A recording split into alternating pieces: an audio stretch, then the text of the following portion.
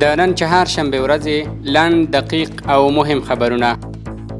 د روڼتیا نړیوال سازمان وایي د طالبانو تر حاکمیت لاندې افغانستان په 2022 کال کې له فساد سره مبارزه کې تر پخوا ښه شوی. دغه سازمان د 2022 کال اړوند راپور کې راغلي د 180 هیوادونو په ډله کې افغانستان د شفافیت له اړخه 150م ځای خپل کړی دی. د کورنۍ چارو سرپرست وزیر الحاج خلیفه سراج الدین حقانی نړیوالو ته په خطاب کې وایي د خپل افراط او عقدې زور له دې مظلوم ملت څخه مه باسئ.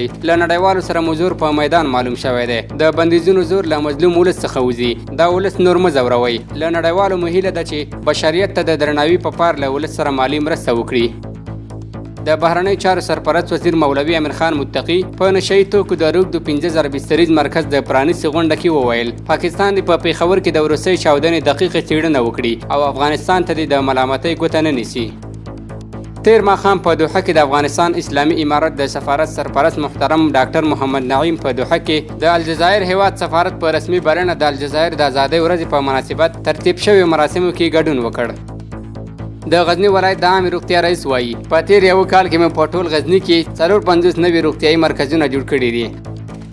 زابل کې د UNDP موسسې له لورې د 92,000 امریکایي ډالرو په لګښت جوړ شوی چیک ډیم ګټې اخیستنې ته وسپارل شو.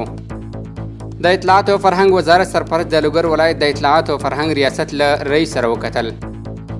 د مالیې وزارت اړوند د ملي پراختیا شرکت او نفت او ګاز دولتي شرکت ترمنځ د یاد وزارت د وزیر الحاج ملا هدایت الله بدري پښتون کې د همکارۍ هوکړلیک لاسلیک شو. د سرحدونو قومونو او قبایلو چارو وزارت لخوا په کندهار ولایت کې ستره ولسي غونډه ترسره شوه.